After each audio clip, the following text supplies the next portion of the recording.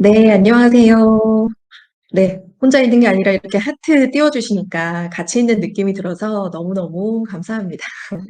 지금 제 목소리 잘 들리시면 숫자 1번 키 좀 눌러주세요. 네, 감사합니다. 잘 들리신 것 같아요. 네, 항상 처음에 시작할 때는 좀 쑥스러운 것 같습니다. 오늘 변화 속 리더의 마음 문작과 마음 챙김 관련돼 있는 주제를 가지고 좀 이야기를 해볼 거고요. 저한테 배정되어 있는 시간은 20분입니다. 20분 동안 핵심적인 내용들을 좀 전달을 해야 되는데요. 사전에 저희가 인사이트 관련돼 있는 부분에 어떤 내용을 다루면 좋을지 기대사항을 좀 받았어요. 기대사항을 보니까 리더의 마음챙김 효과라는 부분들이 좀 들어왔고요. 잦은 변화에 노출된 리더의 마음챙김 방법 체득, 뭐 비즈니스상에서 중요한 이유 여러 가지가 있는데요. 여기서 또 인상적인 게 이런 게 있더라고요. 리더로 인해 힘든 저의 마음 극복. 네. 네. 우리에게 또 필요한 내용이 아닌가라는 생각이 듭니다. 또 리더의 번아웃을 또 극복하는 방법이나 또 리더분들의 마음 케어 관련돼 있는 부분에 굉장히 관심이 많구나라는 생각이 들었어요. 핵심적인 부분들을 오늘 좀 이야기를 드릴 거고요. 전체 다를 다루진 못하지만 중요한 부분들 위주로 좀 이야기를 하려고 합니다. 아마 마음챙김에 대해서는 들어보신 분들이 굉장히 많이 계실 거예요. 물론 변화도 마찬가지입니다. 조직에서 수없이 들어오셨을 거고요. 그런데 이 리더에게 이 변화 속에 마음챙김이 어떤 효과가 있는지 궁금하신 분들이 많이 계실 텐데요. 사실 끊임없는 변화에 발맞춰서 조직은 계속 성장을 하고 있고 코로나도 이 변화의 또 일환이기도 했죠. 또 조직 안의 구성원들은 요즘에는 또 많은 변화를 거듭하다가 예전과 같은 방식으로 일하지 않죠. 요즘에는 내재적 동기로 일을 하고 자신의 신념과 가치를 굉장히 중요하게 여기고요. 또 요즘에는 상사의 통제나 간섭을 받고 싶어 하기보다 스스로 목표를 정하고 자율적으로 일하길 바랍니다. 그리고 요즘 조직 문화는 예전처럼 개인의 희생을 또 바라거나 또 강요하지 않죠. 그러다 보니까 예전처럼 리더가 다른 사람을 통제하는 방식이나 권위를 가지고 리더십을 발휘하던 시절이 지났어요. 그래서 다른 사람을 통제하려고 하는 욕구를 내려놓고 진정으로 조직 구성원에 대해서 자율성을 보장하면서 또 자신에 대한 욕구나 감정이나 생각이나 의도나 또 내가 어떤 방식으로 또 다른 사람을 대하는지를 잘 알아차려야 조직 구성원들을 성장시키고 또 잘 컨트롤할 수 있다라고 이야기를 합니다. 그러려면 스스로를 좀 알아차리고 다른 사람을 또 잘 돌볼 수 있는 마음가짐이 필요하다라고 이야기를 하는데요. 그러려면 기존의 리더십 역량 이외에 추가적인 역량이 더 필요하다는 거죠. 기존의 리더십 역량 이외에 추가적인 역량이 더 필요하기 때문에 끊임없이 우리는 리더에게 새로운 역량을 더하기를 또 요구받고 있어요. 굉장히 많은 스트레스가 있겠죠. 이게 사실 변화의 흐름인 것 같아요. 그러다 보니까 리더에게 요구하는 것들은 많아지고 리더는 계속 마음의 부담이 생기는 겁니다. 이 안에서 계속 변화에 대해서 따라가야 된다라는 마음은 있지만 리더의 마음속은 변화에 동의하는 것과 사실 변화에 적응하는 것은 같지는 않거든요. 동의하지 않으면 생존할 수 없으니까 흐름에 편승해야 된다라는 것은 어느 정도 동의를 하더라도 사실 마음에 이것을 완전히 적응한다라는 것은 다른 문제예요. 예를 들면 자율성을 보장해야지, 내재 동기 중요하지, 수평적 문화, 그래, 그런 흐름이 맞지라고 동의한다 하더라도 리더 본인은 매우 오랫동안 이런 거에 대해서 익숙지 않은 조직 문화를 경험했기 때문에 사실 마음으로는 많이 불편할 때가 있고 적응이 안 될 때가 있다는 거죠. 예를 들면 본인은 조직 생활을 할 때 감정적이다 또는 감성적이다라는 게 이성적이다라는 거에 방해물로 여겨져 왔기 때문에 내가 감성을 내세우고 나의 또 본인의 마음을 드러내는 걸 굉장히 꾹꾹 누르면서 일을 해왔던 시절이 굉장히 길었던 분들이 있어요. 근데 갑자기 내가 리더가 되니까 감성 리더십이 중요하고 구성원들을 소통하는 게 중요하고 공감이 중요하고 스스로의 마음을 관리하고 인지하는 게 중요하고 다른 사람의 마음을 케어해야 된다라고 갑자기 이야기를 해요. 그러면 머리로는 이해를 하죠. 근데 변화에 적응해서 마음도 그렇게 따라가기가 쉽지가 않은 거죠. 그러다 보니까 그 세상의 변화 속도가 종종 벅찰 때가 있습니다. 묵묵히 버텨가면서 그냥 변화에 따라가곤 있지만 마음은 늘 복잡한 거죠. 그럴 때마다 이제 마음의 불안과 걱정은 따라옵니다. 그리고 스트레스는 함께하죠. 그리고 몸의 노화는 이제 조금씩 경험하게 되면서 걱정과 불안과 스트레스가 일상에서 늘 함께해요. 그리고 밖에 사람들에게 구성원들에게 내가 꼰대 같을까 봐 또 내가 원하는 바는 마음대로 드러내지 못합니다. 그러다 보니까 계속 나의 일상은 흘러가지만 마음은 계속 다른 데로 둥둥 떠다니는 경우가 있어요. 이 길이 맞나? 내가 이 조직에서 얼마나 오래 있을 수 있나? 사람들은 나를 좋아할까? 내가 이렇게 해서 계속 성과를 낼 수 있을까? 얼마나 오래 일할 수 있을까? 나의 노후는 어떨까라는 고민과 걱정이 계속 함께 하는 거죠. 사실 이게 우리의 리더의 현실이고, 사실 리더뿐만 아니라 모든 조직 구성원들이 조금씩은 가지고 있는 마음이 아닐까라는 생각이 듭니다. 사실 이 마음도 몸처럼 관심을 가지고 운동을 하면 좋아지거든요. 우리는 이 마음 챙김이라는 것을 마음을 관리하는 방법으로 제시를 하고 있고요. 특히나 리더에게는 더욱더 필요한 영향이 아닐까라는 생각을 합니다. 마음 챙김에 대해서는 다 뭐 들어보신 분들 많이 계시겠지만 굉장히 다양한 정의들이 있어요. 학자들마다 굉장히 다양한 정의를 하지만 가장 쉽게 심플하게 정의를 하면 요렇게 정의할 수가 있거든요. 매 순간 나의 마음의 상태를 알아차리는 것. 나의 생각을 알아차리고 나의 감정을 알아차리는 거다라고 보시면 되고요. 여기에는 감각도 들어가 있습니다. 감각은 왜 들어가 있냐면 나의 생각과 감정을 잘 알아차리지 못하는 경우가 있기 때문에 내 몸의 감각을 통해서 힌트를 얻는 거죠. 예를 들면 내가 얼굴이 좀 열이 나는구나를 통해서 내가 긴장했구나. 손에 땀이 나는구나를 통해서 내가 흥분했구나. 이런 것들처럼요. 자, 그렇다면 마음 챙김이라고 하면 여러 가지 실습 방법들이 있는데 많은 분들이 사실 명상을 떠올리시거든요. 근데 사실 명상이 마음 챙김은 아닙니다. 마음 챙김의 하나의 방법이죠. 어떤 실습 방법이 있냐면요. 이런 것들이 있어요. 호흡, 바디 스캔, 먹기, 걷기, 대화, 글쓰기, 뭐 명상, 기도, 스트레칭, 수면 굉장히 다양한 방법들이 있고요. 최근에는 마음 챙김 다이어트라는 것도 봤습니다. 사실 이게 보면 그냥 마음 챙김과 마음 챙김이 없는 활동과 어떤 차이가 있을까 굉장히 궁금하실 거예요. 어떤 차이가 있을까요? 네, 시간이 없기 때문에 제가 질문하고 제가 답할 겁니다. 어떤 차이가 있을까요? 간단하게 보면 자동적으로 하는 것인가 아니면 자동운항 모드를 끄고 하는 것인가의 차이가 있어요. 우리가 자동 운항 모드로 일상의 굉장히 많은 부분을 살아가는데요. 사실 그걸 한번 끄고 수동 모드로 전환할 수 있는가가 오늘 마음챙김의 굉장히 핵심적인 부분이고요.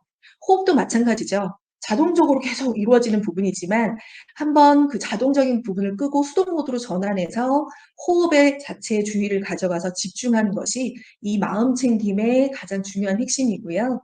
그것만 가능하다면 사실 어떤 활동도 마음챙김 활동이 될 수가 있습니다. 그래서 내가 의도를 가지고 주의를 집중해서 판단하지 않고 또 그것을 수용할 수 있고 알아차릴 수 있다면 어떤 것도 마음챙김 활동이 될 수 있다라고 이야기를 해요. 자, 그러면 오늘 마음챙김에 대한 부분들, 특히나 리더에게 굉장히 중요한 게 뭐냐면 이 자동운항 모드에 대해서 한번 생각해 볼 필요가 있어요. 특히나 리더분들은 20년, 30년 동안 직장 생활을 하면서 나만의 루틴이 있을 겁니다. 예를 들면 5시에 일어나서 6시에 일어나서 알람 끄고 핸드폰으로 오늘 날씨 한번 확인하고 인터넷 뉴스 한번 보고 출근하고 지하철 타고 또 일을 하고 뭐 정해져 있는 회의를 하고 퇴근을 하고 뭐 운동을 하고 나만의 루틴들이 있어요. 근데 사실 그 루틴들이 항상 내가 그 시간에 집중하거나 깨어있지 않아도 그냥 저절로 굴러가요. 마치 자율주행차나 뭐 자동운항 모드를 켜놓고 내 몸이 저절로 움직이는 것처럼요. 일도 마찬가지죠. 일도 익숙한 일들은 내가 항상 그 시간에 집중하거나 깨어있지 않아도요, 익숙한 패턴대로 할 수 있는 일들이 굉장히 많이 있어요. 굳이 이 자동운항 모드를 수동 모드로 전환하거나 깨어있지 않아도 가능한 것들이 굉장히 많이 있죠. 그래서 가지고 있는 패턴들을 바꾸기가 굉장히 어렵습니다. 근데 이 마음 챙김을 통해서 특히나 리더에게 굉장히 중요한 이유는 뭐냐면 이 자동운항 모드를 끌 수 있는 연습을 하는 거예요. 그래서 자동적으로 내가 해왔던 것들을 잠깐 멈추고 내가 수동 모드로 전환할 수 있는가라는 것들을 이 마음 챙김을 통해서 한번 연습할 수 있습니다. 그리고 내 마음이 방황하거나 혼잡할 때 그것을 잠시 현재로 가져와서 지금 이 순간에 좀 집중해서요. 마음의 혼잡도 좀 줄일 수가 있고요. 자, 그러면 우리가 한번 생각을 해볼게요. 지금 제가 질문 드립니다. 요거는 채팅창에 한번 입력을 해주시면 좋겠어요. 만약에 리더가 마음을 잘 알아차리면 뭐가 좋을까요? 리더 입장에서 뭐가 좋고 구성원들은 뭐가 좋을까요? 요거 잠깐 기다려 볼게요. 채팅창에 의견 주세요. 뭐 정답 보답 없습니다. 리더 스스로는 뭐가 좋고 구성원들은 뭐가 좋을까요? 리더가 마음을 잘 알아차리면 예를 들면 아까 생각을 잘 알아차리고 내 감정을 잘 알아차리면 뭐가 좋을까요? 네, 지금 올라오고 있네요. 자신이 진짜 원하는 걸 생각해 볼 수 있다. 그렇죠? 네, 또 뭐가 있을까요? 의견 주세요. 우리가 왜 이 프로그램이 필요할까라는 거에 궁극적인 이유일 수도 있어요. 의견을 주세요. 제 눈에만 안 보이는 거 아니죠? 다 듣고 계신 거죠? 감정 소모가 그런다. 구성원을 더 배려할 수 있다. 네, 좋습니다. 소통이 쉬워진다. 맞아요. 감정적인 커뮤니케이션을 자제하고 업무 목표에 집중할 수 있다. 맞습니다. 스트레스를 줄일 수 있다. 다 지금 어느 정도 배경 지식이 있는지 굉장히 맞는 말씀을 해주고 계세요. 네, 이런 의견들을 주셨는데요. 존중하고 존중받을 수 있습니다. 좋습니다. 최근에 이런 관련돼 있는 다양한 연구들이 나오고 있고요. 뭐 서양에서 굉장히 활발한 연구들이 진행 중이고, 한 2010년대 이후에는 우리나라 안에서도 이런 연구가 굉장히 활발하게 진행 중인데요. 연구 내용들을 좀 종합을 해보면 리더의 마음 챙김 효과들은 굉장히 다양한데 그 중에서도 대표적인 것들을 좀 가져와 봤어요. 일단 첫 번째는 자기 인식과 내면 인식이 가능해져요. 왜냐하면 알아차림이 일단 기본적으로 가능해지니까요. 요 두 번째는 나 스스로의 생각과 감정을 알아차리기 때문에 스트레스와 정서 관리가 가능해집니다. 왜 우리 그런 거 있잖아요. 스트레스와 정서 관리가 가능한 이유는 내가 화낸 줄도 모르고 계속 그냥 즉흥적으로 내 감정이 나가는 경우가 있는데요. 내가 화가 났구나라는 걸 인지하는 것만으로도 내 감정이 조금 수그러지는 경우가 있거든요. 그런 것도 있고요. 내 감정에 대해서 내 생각에 대해서 알아차리는 게 연습이 되면 다른 사람의 마음에 대해서도 알아차리는 게 가능해지고요. 그리고 관점이 확장됩니다. 이건 어떤 의미냐면 우리가 자동운항 모드로 이제까지 해왔던 내가 익숙하게 오던 거 그리고 내가 익숙하게 해오던 과정에 그냥 계속 자동운항 모드로 해왔다면 잠깐 멈추고 주의를 더 그쪽으로 가져가다 보면 보이지 않던 것들도 보이고요. 또 색다른 것들이 또 눈에 들어오는 경우가 있죠. 그래서 관점도 열리고 훨씬 더 그 순간에 마음을 가져와서 주의를 집중할 수가 있어요. 그러다 보면 의사결정의 대안들이 다양하게 보입니다.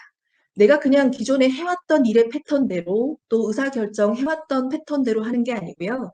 이번에는 이러한 것들을 바탕으로 다양한 정보들을 보고 더 다양한 대안들을 볼 수 있게 된다라는 겁니다. 그래서 리더들에게 이 마음 챙김은요, 자기 인식뿐만 아니고 다양한 정보를 바탕으로 의사결정을 할 수 있고, 구성원들에 대해서 더 이야기하신 것처럼 건강한 조직을 만들고 소통하는 데도 영향을 끼치겠죠. 그래서 많은 마음 혼잡에서 마음 챙김으로 갈 수 있도록 다양한 실습 방법들이 있는데요. 최근에는 리더십과 마음 챙김에 대한 연구들을 이렇게 보면 굉장히 다양한 것들이 있지만 인상적인 건 요거예요. 리더의 마음 챙김이라는 게 요즘에 밀접하게 관련 지어져 있는 게 진정성 관련돼 있는 부분이에요. 리더의 마음 챙김이 예전에는 개인의 성찰 측면에 머물렀다면 최근에는 리더의 진정성하고 밀접하게 관련이 있다라고 이야기를 합니다. 자기 자각과 자기 조절이 가능하기 때문에요. 이것과 관련돼서 리더의 진정성 측면을 촉진을 해요. 그래서 자기 자각이 가능해지면서 도덕적 관점의 내면화가 이루어지고요. 이건 당연히 조직 안에 구성원들과 관계적 투명성이 이루어지고요. 또 정보에 대해서 이제까지의 패턴을 벗어나서 균형적으로 정보 처리가 가능해지고요. 그러다 보면 조직 안에서의 리더를 신뢰하게 되면서 저절로 조직 몰입도가 올라간다라고 이야기를 합니다. 전체적으로 마음챙김 리더십의 방향성은 뭐냐면 리더 개인만 마음챙김을 하는 것이 아니고요. 지속 성장 가능한 조직을 위해서 리더는 구성원의 마음챙김을 촉진할 수 있는 조직의 분위기까지 향상시켜야 된다라고 이야기를 하거든요. 전체적으로 마음챙김이 가능해져야 된다는 거죠. 근데 사실 이 마음챙김이라는 거의 중요성을 우리가 이렇게 이야기를 하지만 마음챙김을 하지 않아도 전혀 문제는 없습니다. 마음챙김의 반대는 마음 혼잡이에요. 그냥 자동운항 모드로 살아가고 마음은 막 미래에 대한 고민이냐, 과거에 대한 생각에 많이 빠져 있어도 살아가는데 전혀 문제는 없습니다. 특히나 자기 인식을 하지 않고 타인의 마음을 돌보지 않고 이제까지 해왔던 패턴대로 정보를 인식해서 의사결정 해오던 대로 계속 해도 전혀 상관은 없어요. 의외죠. 네, 전혀 상관없습니다.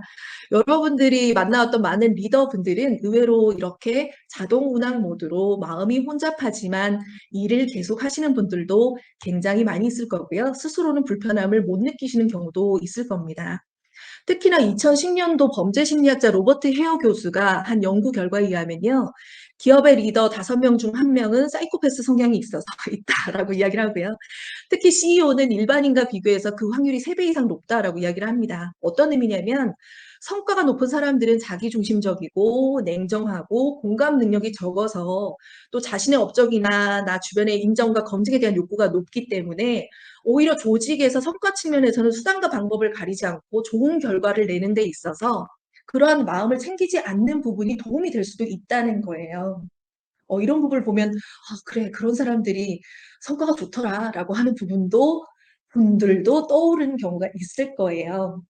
자, 그런데 그러면 리더의 마음이 혼잡하고 마음을 챙기지 못하면 어떤 결과가 생기냐면 결론은 주변 사람이 힘듭니다. 주변 사람이 힘들어요. 그래서 동료가 힘들고 부하 직원들이 힘들고 또는 가족 중에 누군가는 힘들겠죠. 그래서 아까 기대 사항에 그런 게 있었어요.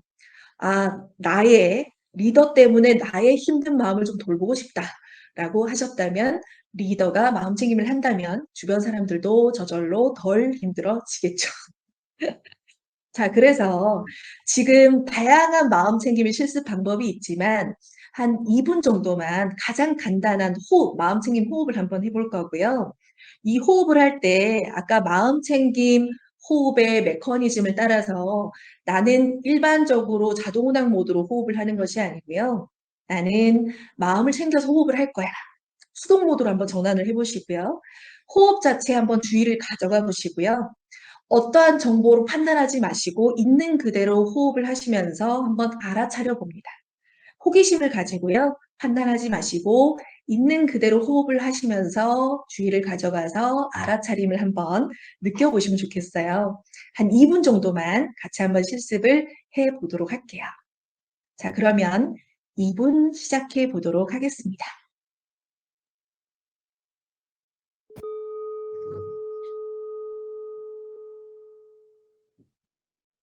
이제부터 마음챙김 호흡을 시작합니다. 편안하게 앉아 눈을 감습니다. 등받이에서 허리를 떼고 등을 바르게 세워서 자연스럽게 앉아봅니다. 두 발은 땅바닥에 편안하게 둡니다. 양무릎과 다리는 90도가 되도록 합니다. 양손은 무릎 위에 살포시 올려놓습니다. 목과 어깨, 얼굴의 긴장을 편안하게 풀어줍니다. 코로 천천히 숨을 들이마신다 라는 의도를 가지고 천천히 코로 숨을 들이마십니다. 코끝으로 들어오는 호흡을 느낍니다. 코로 천천히 숨을 내보낸다는 의도를 가지고 천천히 코끝으로 숨을 내쉽니다. 코끝으로 나가는 호흡을 느낍니다. 천천히 코끝으로 공기가 들어오고 나감을 관찰합니다. 계속해서 호흡을 이어갑니다.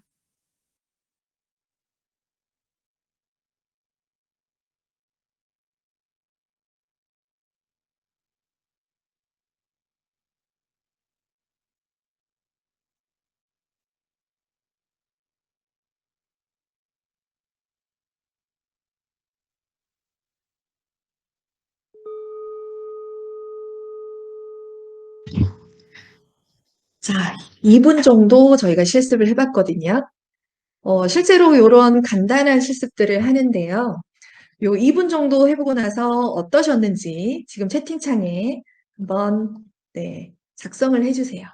내가 2분 해보니까 어떠셨는지. 네, 뭐든지 괜찮습니다. 네, 2분 정도 하신 느낌 차분해진 것 같아요. 네, 사실 뭐 호흡을 하는 것 자체가 약간 이완되는 효과가 있죠. 차분해진 것 같아요. 계시고요. 또 있을까요? 잠이 스르르. 네, 호흡을 했을 때 항상 두 친구를 만나죠.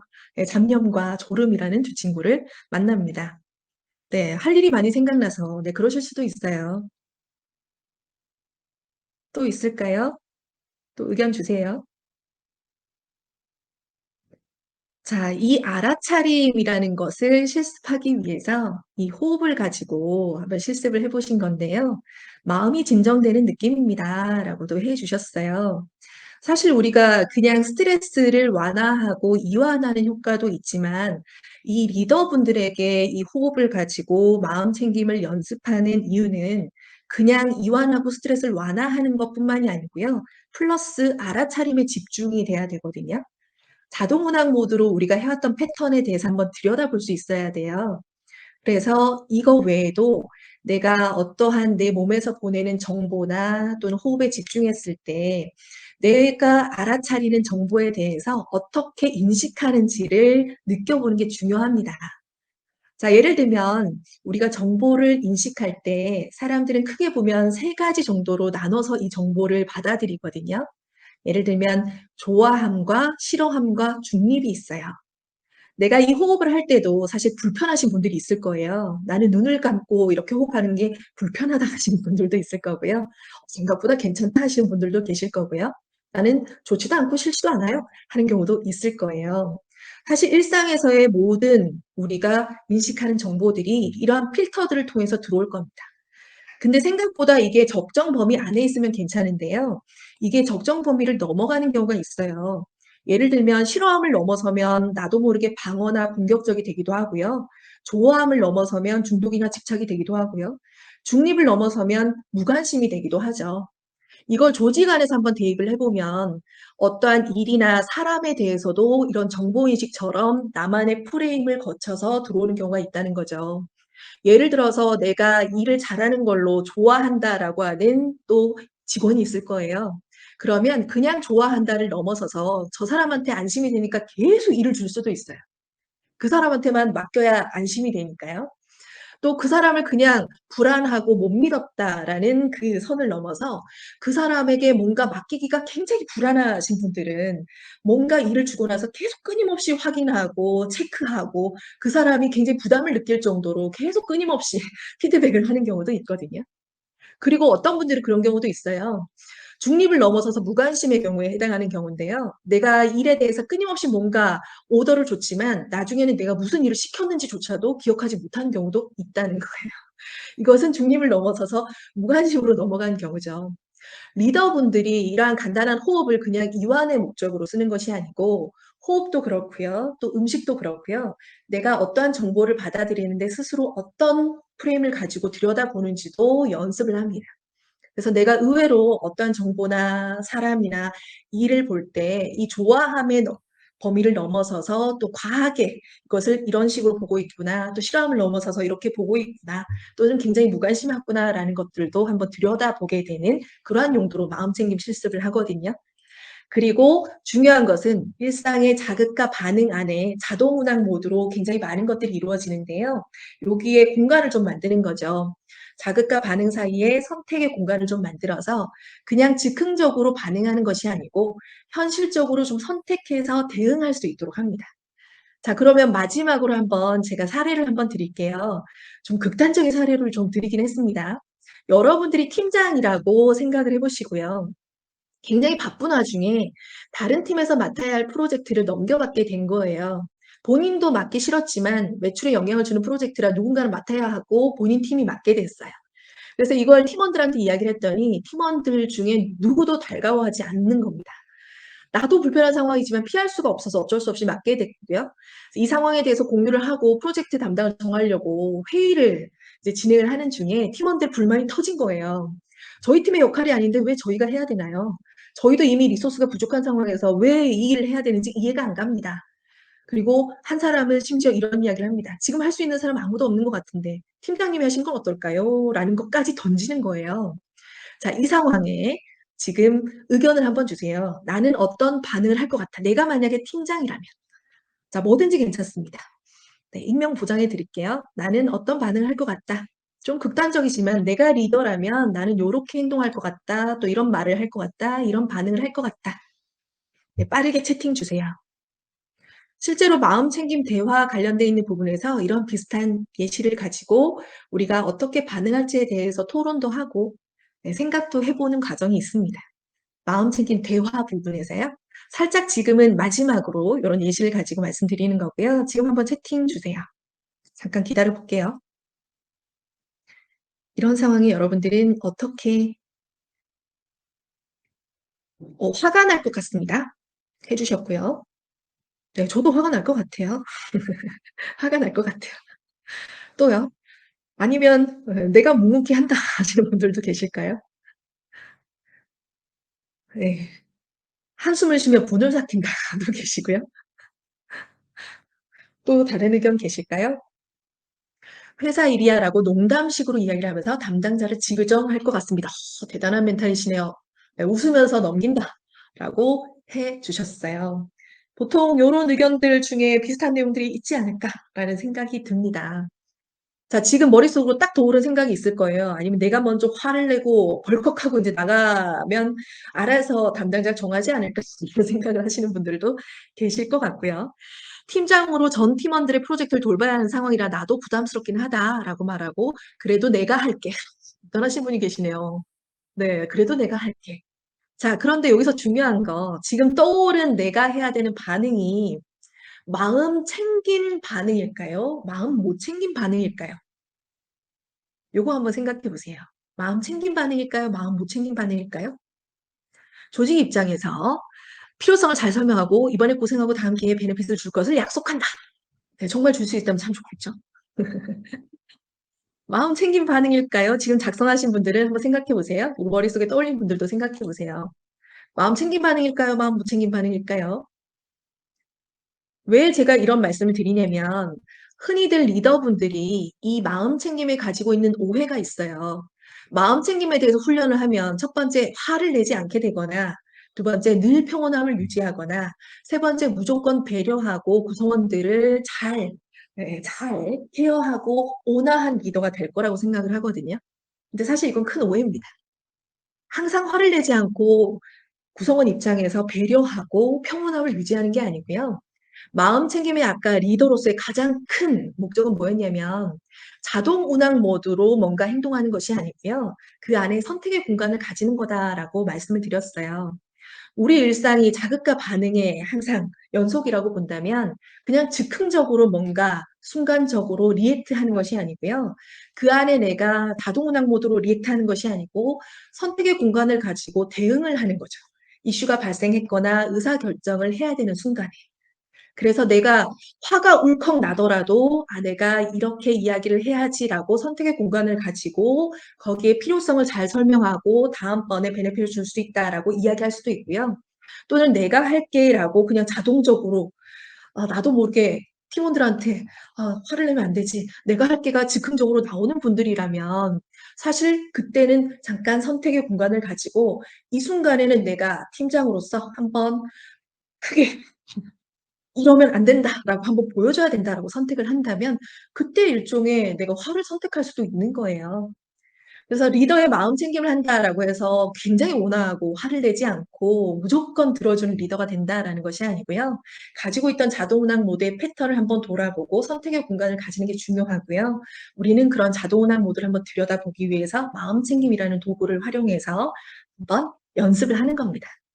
자, 그래서 요런 식으로 우리가 리더로서의 마음 챙김 훈련을 통해서 우리가 요런 효과를 기대를 하는 거죠. 자기 인식을 통해서 스트레스 관리도 하고요. 구성원의 마음 챙김도 할 수 있도록 하고요. 관점을 열어서 의사결정을 하는데 좀 더 현명한 의사결정을 할 수 있도록 훈련을 하는 과정이 이 마음 챙김 과정에 들어가 있고요. 저는 여기서 아주 간단하게 짧게 여기에 대한 핵심적인 내용을 전달드렸고요. 실제로 진행했던 과정에 대한 내용이나 구체적인 내용들은 박민정 PD님이 추가로 이야기를 해 주실 겁니다. 저는 여기서 인사이트 부분 마무리를 할게요. 열심히 들어주셔서 감사합니다.